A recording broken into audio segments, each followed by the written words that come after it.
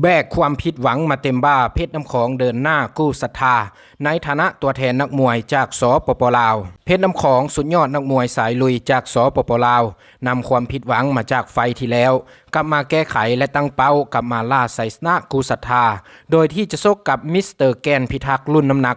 122ปอนด์ในศึกวันลุมพินี96ในวันศุกร์ที่7มังกรปี2025นี้ที่สนามเวทีมวยวันลุมพินีกรุงเทพมหานครโดยคู่ทำอิฐแม้จะเริ่มชกในเวลา 19:30 นาทีเป็นต้นไปส่วนคู่ของมิสเตอร์เพชรน้ำของกับมิสเตอร์แกนเทพพิทักษ์ส่วนคู่ของเพชรน้ำของพบกับมิสเตอร์แกนพิทักษ์แม้นจะชกในคู่ที่7นอกจากไซสนะที่เพชรน้ำของจะต้องการแล้วเพชรน้ำของยังต้องการสร้างความภาคภูมิใจให้แก่พี่น้องชาวลาวนอกนั้นอีกสิ่งหนึ่งที่เพชรน้ำของอยากจะเฮ็ดให้สำเร็จในครั้งนี้คือการโชว์ผลงานที่เข้าตาบอสซาตีและคว้าเงินโบนัสให้กับเอื้อยและจะไปเฮ็ดอาหารให้กับคนพิการถ้าหากว่าตัวเองสามารถเอาชนะนอกมิสเตอร์แกนพิทักษ์นอกจากนี้เพชรน้ำของยังขอบใจเอื้อยที่สนับสนุนเพชรน้ำของเต็มที่มาโดยตลอดโดยนอกจากเอื้อยของเพชรน้ำของจะเฮ็ดหน้าที่เป็นล่ามแปลภาษาและดูแลเพชรน้ำของแล้วในระหว่างที่มีโปรแกรมการชกยังรับบทบาทเป็นหัวหน้าค่ายมงคลเพชรเบิ่งแยงดูแลรับผิดชอบทุกคนในค่ายนำอีกเฮามาเบิ่งประวัติการชกย้อนหลังของทั้งสองคนระหว่างเพชรน้ำของและแกนพิทักษ์เพชรน้ำของชกล่าสุด2เดือนกับ7วันส่วนแกนพิทักษ์2เดือนกับ23วันอายุของเพชรน้ำของปีนี้ก็ประมาณ21ปีส่วนแกนพิทักษ์คู่ชกของเพชรน้ำของแม่น26ปีส่วนสูงเพชรน้ำของถือว่าได้เปรียบมิสเตอร์แกนพิทักษ์เพราะว่าเพชรน้ำของนี่แม่นสูง173ซมส่วนแกนพิทักษ์แม่น169ซมเพชรน้ำของแม่นอยู่ประเทศลาวส่วนแกนพิทักษ์แม่นอยู่ประเทศไทยอยู่จังหวัดขอนแก่นสำหรับการชกและประวัติการชกผ่านมาแกนพิทักษ์นี่ถือว่ามีประสบการณ์หลายเพชรน้ำของก็ถือว่าบ่ควรประมาทเพราะว่าแกนพิทักษ์นี่ตามประวัตินี่แม่นการชกของเรานี่แม่นเทียบเท่า100ครั้งหรือว่าหลายกว่า100ครั้งและแกนพิทักษ์นี่ก็ถือว่ายังเป็นมวยซ้ายมวยที่ถนัดซ้าย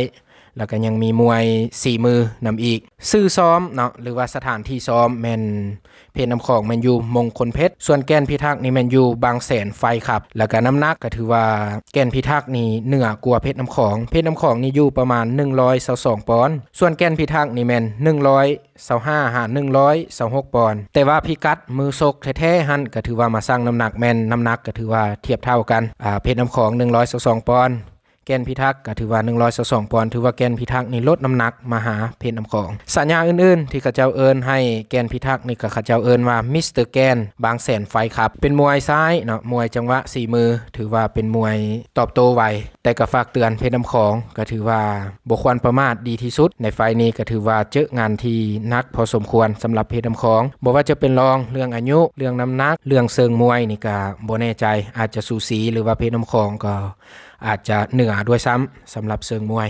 แต่คอยเชื่อมั่นว่าเพชรน้ำของต้องผ่านผ้าไปได้ในยกนี้หรือว่าในไฟนี้เฮามาเบิ่งเกาไฟล่าสุดสถิติการชกของเพชรน้ำของในเกาไฟล่าสุดนี่แมนชนะจากครั้งและเสียจากครั้งเพชรน้ำของนี่ถือว่าแข่งขันไปแล้วนี่เกาไฟสามารถเอาชนะได้4ไฟและเสีย5ไฟก็ถือว่าผลงานก็อยู่ในระดับปานกลางสำหรับเพชรน้ำของนี่ถือว่าเริ่มชกในวันที่28เดือน6ปี2022ในนัดการแข่งขันนั้นแม่นเพชรน้ำของมงคลเพชรนี่แม่นสามารถเอาชนะน็อกคู่แข่งใดในยกที่1เลยถือว่าเปิดตัวได้ดีสำหรับเพชรน้ำของและไฟที่2ของเพชรน้ำของนี่แม่นแข่งขันในวันที่2เดือน9ปี2023เพชรน้ำของนี่เสียน็อกให้กับมิสเตอร์ต้นศักดิ์ในยกที่2และไฟที่3ของเพชรน้ำของที่ได้มาชกนี่ก็ถือว่าวันที่14เดือน10ปี2023เช่นเดียวกันเพชรน้ำของนี่ถือว่าเสียน็อกเสียยก2ให้กับฟ้าสดใสและไฟที่4ของเพชรน้ำของในศึกการแข่งขันสิงห์แชมเปี้ยนวันลุมพินีในวันที่1เดือน12ปี2023เพชรน้ำของนี่ก็ถือว่าเสียน็อกยกที่3ให้กับคู่แข่งเป็นทาง BM Fairtech และไฟที่5ของเพชรน้ำของแม่นได้ชกในวันที่9เดือน2ปี2023และไฟที่5ของเพชรน้ำของนี่แม่นได้ชกในวันที่9เดือน2ปี2024ในนัดนี้นี่แม่นเพชรน้ำของก็ถือว่าแพ้หรือว่าเสียคะแนนให้กับเพียร์มามและไฟที่6ของเพชรน้ำของในศึกวันแชมเปี้ยนลุมพินีและในไฟที่6ของเพชรน้ำของแม่นได้ขึ้นชกในวันที่19เดือน4ปี2024ในศึกวันแชมเปี้ยนวันลุมพินีเพชรน้ำของแม่นสามารถเอาชนะคะแนนอิโกโอตะก็ถือว่าเอิ้นความมั่นใจมาให้กับเพชรน้ำของ และไฟต่อมาแม่นในวันที่26เดือน7ปี2024เพชรน้ำของสามารถเอาชนะนอกลูกขวัญในยกทำอิฐและไฟต่อมาของเพชรน้ำของนี่แม่นในวันที่26เดือน7ปี2024ในศึกการแข่งขันวันแชมเปี้ยนชิพลุมพินีเพชรน้ำของไม่สามารถเอาชนะนอกลูกขวัญได้เลยในยกทำอิฐก็ถือว่าสร้างความมั่นใจให้กับเพชรน้ำของมาโดยตลอดไฟต่อมาในวันที่30เดือน8ปี2024เพชรน้ำของก็สามารถเอาชนะคะแนนพิชิตไซพีเคแสนไซมวยไทยยิมก็ถือว่าบ่ธรรมดาสำหรับเพชรน้ำของและไฟล่าสุดของเราแม่นวันที่29เดือน11ปี2024เพชรน้ำของนี่ถือว่าเสียคะแนนให้กับปตักนินซินบีมวยไทยและไฟที่จะมาถึงนี้ก็ถือว่าเป็นไฟที่10ของเพชรน้ำของแม้จะได้แข่งขันในการชกก็คือมื้อนี้วันที่7เดือน2ปี2025ในศึกวันแชมเปี้ยนชิพลุมพินีเพชรน้ำของจะพบกับแกนพิทักษ์เฮาก็ต้องมาชมมาเชียร์นำกันนี่ก็ถือว่าเป็นสถิติย้อนหลังของเพชรน้ำของก็ถือว่าอยู่ในระดับกลางแข่งขันการชกมวยประมาณ9ไฟสามารถเอาชนะ4ไฟเสีย5ไฟก็ถือว่าอยู่ในระดับปานกลางผลงานก็ถือว่าอาจจะเฮ็ดได้ดีแน่นอนในไฟนี้บัดนี้เฮามาเบิ่งสถิติ9ไฟล่าสุดของมิสเตอร์แกนพิทักษ์เราชกไปนี้9ไฟล่าสุดแม่นสามารถเอาชนะได้เพียงแต่3ไฟเสีย6ไฟเริ่มต้นจากไฟที่1แม่นวันที่25เดือน2ปี2023แกนพิทักษ์นี่สามารถเอาชนะคะแนนของคู่ต่อสู้หันถือว่าชนะเปิดตัวได้ดีและไฟที่2ของแกนพิทักษ์แมนซกในวันที่12เดือน4ปี2023ในศึกการแข่งขันศึกมวยไทยพลังใหม่แกนพิทักษ์นี่ก็ถือว่าสามารถเอาชนะคะแนนของคู่ต่อสู้ได้อีกและไฟที่3ของมิสเตอร์แกนแมนขึ้นซกในวันที่31เดือน5ปี2023ในศึกการแข่งขันมวยไทยพลังใหม่แกนพิทักษ์นี่เสียคะแนนให้กับมิสเตอร์จอมใจนักสู้ยิมและไฟต่อมาของมิสเตอร์แกนพิทักษ์ก็คือไฟที่4แมนสามารถกู้ศรัทธาสามารถเอาชนะคะแนนของคู่ต่อสู้ในวันที่3เดือน1ปี2024ในศึกมวยไทยพลังใหม่ส่วนหลายแมนมิสเตอร์แกนนี่แมนจะซกในศึกมวยไทยพลังใหม่เป็นส่วนหลายและไฟต่อมาของลาวแมนวันที่10เดือน4ปี2024ในศึกแข่งขันมวยไทยพลังใหม่อีกแล้วมิสเตอร์แกนพิทักษ์นี่ถือว่าเสียน็อกให้กับคู่แข่งในยกที่4ไฟต่อมาของลาวในวันที่24เดือน6ปี2024แข่งขันมวยไทยพันธมิตรโดยที่แมนไฟนี้ก็ถือว่าเสียน็อกยก4อีกแล้วให้กับอีสานไต้ทีเด็ด99ไฟต่อมาของลาวก็ถือว่าแข่งขันในอยู่ปี2024คือเก่าวันที่23เดือน8ปี2024เริ่มมาซกในศึกวันแชมเปี้ยนชิพวันลุมพินีก็ถือว่าเสียคะแนนก็ถือว่าช่วงนี้นี่ถือว่าเสียหลายสำหรับมิสเตอร์แกนและต่อมาไฟต่อมาก็ถือว่าวันที่9เดือน10ปี2024ศึกมวยไทยพลังใหม่ก็ถือว่าเสียคะแนนให้กับคู่ต่อสู้และไฟล่าสุดของเราก็คือไฟที่9วันที่13เดือน11ปี2024ก็ถือว่าช่วงท้ายปีมิสเตอร์แกนพิทักษ์ก็ถือว่าเสียคะแนนให้กับมิสเตอร์ซื่อสัตย์นี่ก็ถือว่า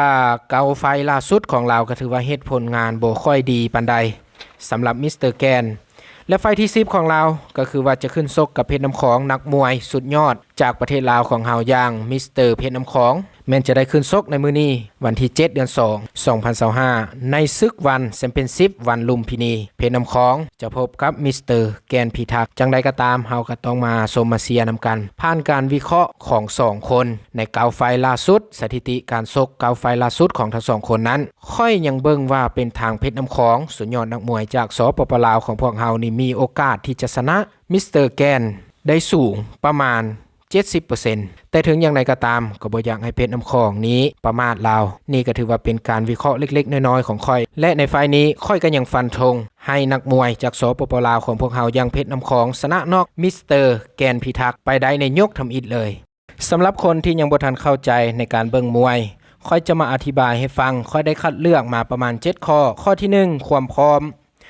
อมของนักมวยนี่แม่นวัดจากวันที่ได้พักผ่อนโดยที่บ่น้อยและบ่หลายจนเกินไปรวมถึงจำนวนวันที่ได้ซ้อมและความที่ในการชกของนักมวยนี่เขาเจ้าเอิ้นว่าความพร้อมข้อที่2ความสดของนักมวยนี่แม่นวัดจากช่วงอายุของนักมวยรวมถึงความที่ในการชกของนักมวยในแต่ละคนข้อที่3ช่วงการชกแม่นเขาเจ้าเบิ่งกันจังได๋ช่วงการชกก็ถือว่าเฮาเบิ่งจากความสูงช่วงหน้าอกหูบห่างและความหนาบางเขาเจ้าเอิ้นว่าช่วงการชกข้อที่4ประสบการณ์นี่แม่นวัดจากช่วงอายุและจำนวนการขึ้นชกของนักมวยอันนี้เขาเจ้าเอิ้นว่าประสบการณ์ ตัวนี้ก็ขออธิบายหน่อยนึงสำหรับประสบการณ์กับวัดจากช่วงอายุก็ถือว่าเจ้ามีอายุหลายบวกกับประสบการณ์ในการซกผ่านมาของเจ้าหันหลายไฟก็ถือว่าเป็นประสบการณ์เพราะว่าในการซกในแต่ละไฟในแต่ละนัด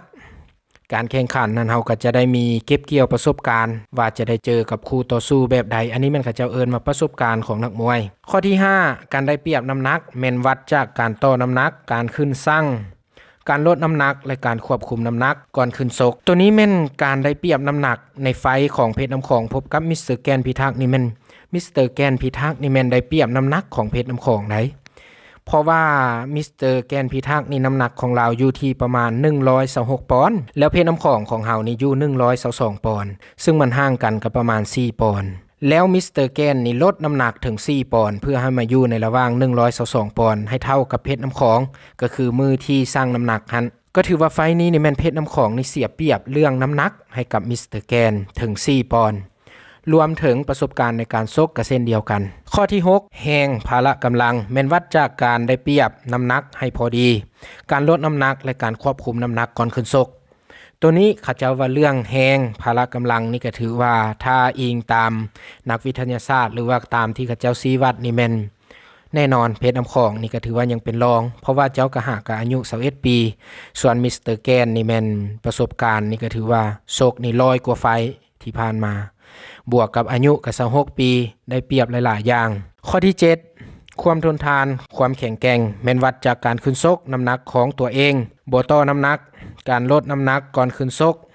รวมถึงช่วงอายุและการพักผ่อนอันนี้เขาจะว่าว่าความทนทานและความแข็งแกร่ง